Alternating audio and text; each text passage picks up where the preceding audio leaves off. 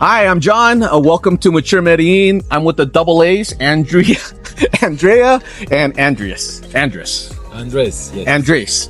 I'm having a hard time pronouncing that, but we're here today in Manila. We're going to talk a little bit about Manila. Andreas is a developer, and I wanted you to meet him because I'm investing in one of the projects here. We'll tell you about it. We'll go through the numbers. We'll talk to you about the city, the pros and cons of Manila. And so let's talk about that. I know Manila used to be a finca in 1920s or whatever, and then in 1930s it became residential area, right? The same as all El Poblado were fincas in the past. Yeah. So it used to be owned by like one person, and then it got developed by multiple small residences. But now Manila is, I'd say probably over the last 10 years, has really transformed, right? Mm-hmm. Over the last 10 years, maybe longer. I don't know the exact time. Shorter. Okay. Yeah, actually, this used to be a neighborhood, a very familiar neighborhood. Not big developers here, only houses, families living here. Very residential. It was like 40, 30 years ago when that happened. I would say like 6 years ago, Manila started a big change. Yeah. And then we started to see first restaurants. We started to see good restaurants of the city here. After that, we started to see hostels. So this is cheap option for guests. Yeah. And after that, we started to see Airbnbs. Actually, we as a company, our first Airbnbs are located here in Manila. It's like 3 blocks away from where we're sitting. We rented a house 5 years ago. Actually, we renewed that contract this last year. Okay. We made a 5 year deal with the owners, and we renewed it last year for another 5 years. And when we started our business, Manila was quiet. It was a place with something going on, but in this last 5 years, we have seen everything change here. Yeah, for sure. Now we see buildings. Now we see a lot of options for tourists. There are restaurants, more and more restaurants, coffee. Uh-huh. We see, for example, language academies, for dancing academies. We see also showrooms. And everything that has to do with the tourism in this place, I think you will find it here. Fantastic. Well, I didn't know it was 5 years. It happened much faster than I thought. I assumed 10 years because there's been so much change here in Manila. Just so the guests understand who aren't familiar, Manila's very close to Provenza and everything. Mm-hmm. You can certainly walk from here. It's a little bit uphill. Most likely it's a 7-minute cab ride, Uber ride from here. Mm-hmm. It's about $2-3 for an Uber ride. Mm-hmm. But what's really great about Manila is it's very walkable. You can walk everywhere in Manila. And the other thing that's really nice is all the cafes and restaurants. Last time I checked, there was about 70 of these co-living, Airbnb, those types of facilities now. But what's very unique about Manila versus some of the other places, El Poblado, is there's a building height restriction, right? And we were talking a little bit about that before we started, but you are limited to how many floors you can have. Correct, yeah. So you don't see skyscrapers in Manila. They're usually limited to six floors, seven floors maximum. Mm-hmm. So it feels more like a neighborhood, more so than a commercial high rise. That's a big pro, right? Yeah. The other pro that I really think that's great is there's so many local restaurants and local cafes here. Mm-hmm. Whereas in El Poblado, there's some of the commercial, some of the bigger, more fancier places. Here, you'll see a lot of mom and pop locations, like a lot of small, privately owned facilities and restaurants and things like that. So I agree. It's great to see. It's great to see. True. For me, Manila has the perfect mix between local and foreigner. So it's great because it keeps the essence and the authenticity of our Paisa culture, but Very also true. brings a lot of foreigners that want to connect with that. Yeah. So it's very That's a great special. point. That's a great point. And also that about the location, you just talk about the Provenza part. It is like 15-minute walking, but we also can find two I would say three main roads here. Avenida El Poblado is 5 minutes away. Yep. Avenida Las Vegas is 5 minutes away, and the 10th street is also 3 minutes away. Mm-hmm. So we Very strategic. very strategic. The location is great. We also have the metro station very close to here, and we have the Medellin Highway, the south highway. It's very close, so people that is coming by car will get very easy to here. Yeah. Yeah, absolutely. Super. The other pro, we'll talk about some pros and cons because there are some cons to Manila as well. But the other pro to Manila is that it's Strato 5, right? It's not a Strato 6 here. Is it 5 or 6? That is a mix. Like some streets are Strato 5 and some streets are Strato 6. Normally, Okay. when you develop a new project, they will put you in the bigger stuff. Okay. They will, Got it. They will change it. They change it. Okay. Yeah, they have the opportunity there Okay. Got to it. charge expensive billing and utilities. Yeah. Got it. Got it. So if there aren't too many homes for sale here. As a matter of fact, there aren't too many single family homes left. And if there are for sale, then typically what happens is developers like Andreas comes and buys and turns it into a, 6th floor, apartment or something like that, right? Those are the opportunities that we have. And the thing is, the reason why Andres and another commercial locals has been developing here, like about 5-6 years, is because in 2014, it was a change in the POT, which is a plan that the territory does for the different neighborhoods, and they define this sector as a high mixture. So high mixture means that it can be a combination between business and living. Okay. So that's why just few residences stay left, just few houses. So those houses, let's say 10 years ago, were very cheap. Right now, if you want to buy a house here to develop a new project, the difference will be huge. It's very expensive. It has had a very high appreciation. Yeah, I could see that. So let's talk about some cons. For me, I can speak for me as a foreigner. You guys can tell me as locals what the cons are. But for me, the cons here is parking is very difficult, because, there isn't a lot of parking, especially during peak hours. So it's going to be very difficult to park here. The other downside to Manila is there's a couple of local roads that when there's traffic in the main roads, they use those local roads for traffic. So traffic starts becoming very difficult during peak hours. So those are the kind of the negative parts of Manila that I see. But overall, if I can pick one place in El Poblado area for me to stay and visit, it would be Manila. Because it's flat, it's walkable, everything is here, all the cafe, restaurants, everything's here. But it's still very close to all the party scene if that's what you prefer. But it gives you that cultural difference between local and a lot of expats are here, so you always see foreigners here too. So it's a good combination. But what are some of the negative things you think about this area, Manila, if there is some? Or maybe you don't see any. I don't know. I would say something similar to you. Not only about the parking spots, but for the size of the roads.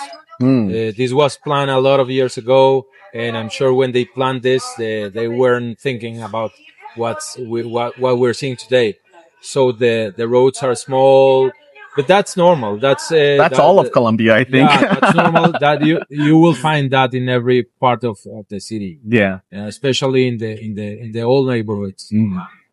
But that's something that the streets were not designed to receive such amount of cars. Yeah, that's that I would see, but I see a lot of positive Positive things. things. I agree. Balance with the cons. Yeah, I think there are small cons. Yeah. I agree. I believe right now you can find a lot of noise, but it's because the neighborhood is growing and developing and the constructions are going on. But that will stop at some point. Yeah, that is temporary. And that's temporary. But besides that, I don't see any cons neither. Yeah, what I love of Manila as well is it's very green. It's very green, so wherever you walk, there is a tree, a plant, and the constructions that they are developing they are becoming like very organic, like very connected with that. Which Right. is nice. That's right. So let's spend some time talking about the project that I'm investing in here. I think it's phenomenal. It's a little bit different. We can talk a little bit about why it's different because you don't just buy an apartment per se. What you're doing is you're getting a percentage of this entire project. And this particular unit, I think it has 27 units, or how many units does it have? 26 units. 26 units. And then there's going to be a restaurant or bar downstairs, as well as a rooftop bar on the top floor as well, correct? Yes. Actually, I would like to tell you about our business model first. As you were saying, we will have a building here. This building will have 8 floors in total, or 8 elevator stops. We maximized what we can build here, and how we can do that. It's because there will be only one owner of the whole building, and that only owner, it's a company which will have a lot of shareholders. So everyone can invest in our project buying shares from the company that owns the building. And that company will run all the businesses that will taking place into the building. Our main business will be short-term rental, but we will have some other businesses like laundry. We will have a cafe in the first floor. We will have a rooftop. That will be a restaurant. They will be run by someone specialized in that kind of business. We are not specialized in that, but we will make the best deal we can. And mini bars and foods and drinks. That will be our extra income generators. What else? There will be like only one bag with everything. In that bag goes everything of the incomes of every single business. We will pay our expenses, and the profit will be Split. Will be split into All the shareholders. All the shareholders. Yeah. Right. Yeah, I love the concept. There's a few different reasons why this is an amazing concept. One is instead of investing in an apartment per se, which has much higher income requirements for a visa, if you're investing in this, you're investing in a business. So the business investment is much lower. What is the current business investment right now? Do you guys know for visa? It's $50,000 US. How much? 50,000 It's US near dollars. to $50,000. Okay. It's close to 50,000 US dollars. This particular project in US dollars is about $60,000. And so that's a great thing. If you purchase a percentage of this property, you can have, they're selling in 2%. 2% is about 60,000 US dollars. More or less, based on conversion. We say more or less because we have an exchange rate. Yeah, we have an exchange every day, and the deal is in Colombian pesos. That's why we say approximately 50,000 or 60,000. Mm-hmm. Yeah? Correct. Yes, it's true. And also this year had a big change, that amount, because we had a big increase in the minimum wage. Yes. So that amount is calculated in a certain number of minimum wages. So last year, for example, it was 35,000 US dollars approx, and this year is around 50,000 US dollars approx to get your visa. That's right. The other thing to consider is when you buy a project like this, is that not only do you get the advantage or the profits of the Airbnb or the rooms per se, but you get all the profits or the profit sharing of all the businesses that Andreas is talking about. So that's kind of the really unique situation that you don't really see. The other thing that's really unique that I think is very beneficial is you don't have to come up with all of the money up front because it's in the construction phase, and we still have maybe 9-10 months left to go. Correct. This year.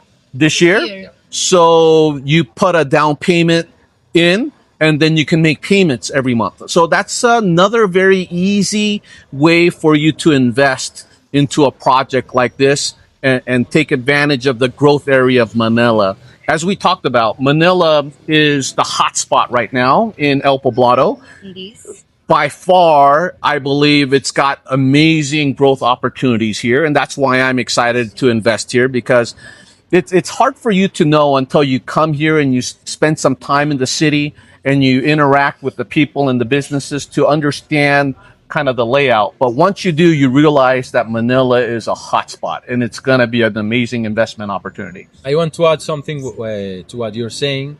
We have another locations, real estate locations, where we struggle a little bit having a good occupation rate. For example, we have something in La Frontera. La Frontera is where Medellin finishes and starts Envigado. Envigado, yeah. Yeah, we have a project there with 10 units, and let's say we have 65 to 70% occupation rate. Yeah, that's nice. That's not bad. Not bad. Mm-hmm. But you can do better than that. Yeah. As I said before, we have a location here in Manila as well, and with no problem, we are always near the 100% of occupation. I hear that all the time from everybody who have Airbnbs here. They say their occupancy rate is 90%, 95% all year round. It's always busy, always booked because it's such a popular area. Yeah. That's right. That's awesome. The other thing I want to mention, which is the rate of return, because obviously everybody's interested not only in investing, but how much money you could receive.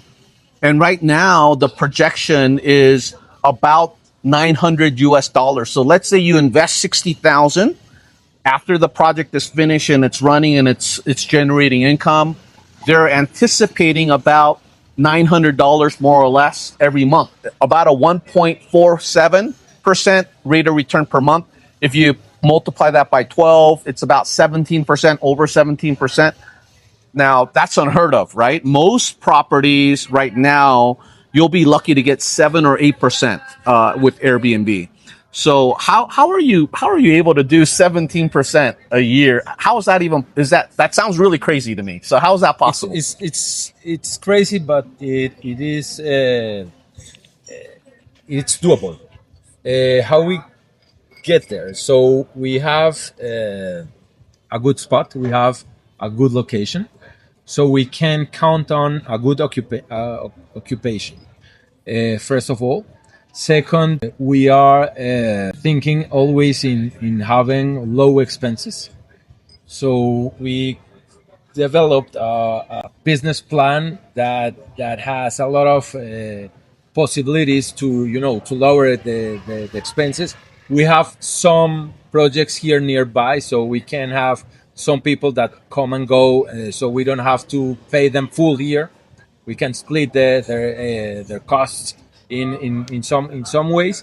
But the most important thing is that we are building in a way that we're not very, I wouldn't say cheap, but efficient. Yeah, we try to do it very efficient. If you compare this project to another commercial project, very similar, their total cost will be like 50% more. Because there is a developer that has to go to take out his profit. We have something here, something different here. We are also shareholders. We are also partners of this project. So we want to have the best efficiency in every way possible in this kind of project. So that's why. That's how we do it. That's great. And there are some other things that I just talked a little bit before, and it's when you compare this kind of projects with a traditional real estate investment. In that investment, you only have one income. It's the rent. So in this one, we will have not only that one that will be our services. main income, but we will have more incomes, and we don't have to do a lot of effort to get them. For example, I was explaining in the food and drinks, in the laundry, in the In a very commercial. strategic place, which is Manila, and is getting more and more tourism, more and more visits, as we were Yeah, talking. correct. I'm sure our cafe will be full all days. Yeah. I hope all the time, but Yeah. all days will be full. Total. We Yeah. will have good traffic in that Sí. in that business.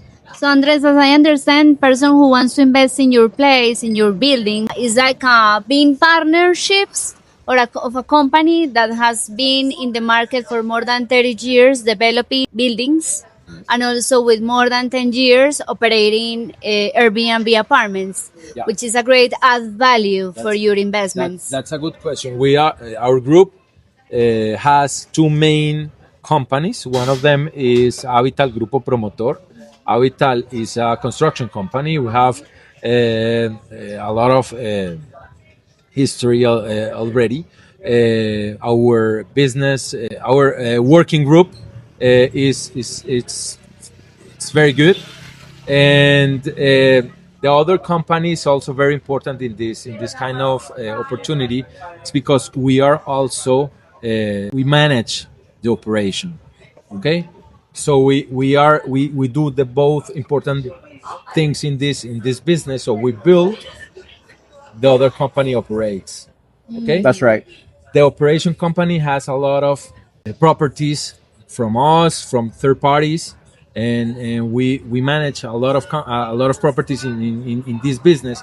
So we have enough Track information, Yeah. Track record, experience, all that. Yeah. everything in that part of the business. Sure. So we don't have to go out and find someone to do that for us, because we can do it ourselves. Yeah. Absolutely. That's investing with us. So, Bueno, yo te quería preguntar, what motivated you to invest in his project? well, that's exactly what we were talking about, right? Is the experience that he has running Airbnbs here in Manila and also within the city. So he understands very much the hospitality and the occupancy rates. He understands all of those numbers very, very well. That's his experience and his experience in building. And when you put both of those together and you're able to invest in that on the ground floor level where you can take advantage of everything, and as you mentioned, instead of you taking out all the profits as a developer, you're keeping everything, all the costs low, so you can share that with all your shareholders. The way you're thinking is very unique. Most business people wouldn't think that way, but because the way you are thinking, it made me think I want to do business with somebody like Andreas, because he's very legitimate, very thinking about others. That's how I run my businesses. Whenever I run my business and I'm doing business with somebody, I'm trying to think, how can I benefit my partner? How can I make sure that they are making money? Because if they make money, then I make money, right? So Imagine if all the world thinks in that way, starting with the politicians. well, I do think successful people do think that way, right? And that's how good agree. business We Now think runs. in a win-win. long-term relationship. I love with, it. right. with everyone. That's right. We don't think in a transaction. That's right. That's the difference. Absolutely. So this is amazing information. The one last question I do want to ask you is, when you calculated that return, obviously it's profits from all the business and all of that, but what occupancy rate did you calculate when you made that calculation? That's very interesting, and I always say to my clients, to my partners, when they become one, I say them that if there is something fixed here, is that it is variable. I sit with you or with anyone who wants to hear all the information. I open my Excel file and I show them what happens in every scenario. So we modulate, for example, low occupancy rate. Let's say 30%. What happened with the business? Of course, we don't have a good profit in that scenario, but if you can see, the project doesn't make any loss in that occupancy rate. In 30%. In 30%, yeah, we are like break even in that scenario. I show them the 75%, I show them the 95%, and I show them that this is variable. I show them that this we will not have 1 month equal to another one. So that is very important for our investors to know, because we cannot assure a specific result. But what I can show them is that it's possible to get there, to have good results in average. That's the way we do. So, and answering your question, that will be a 75% occupancy rate in that scenario.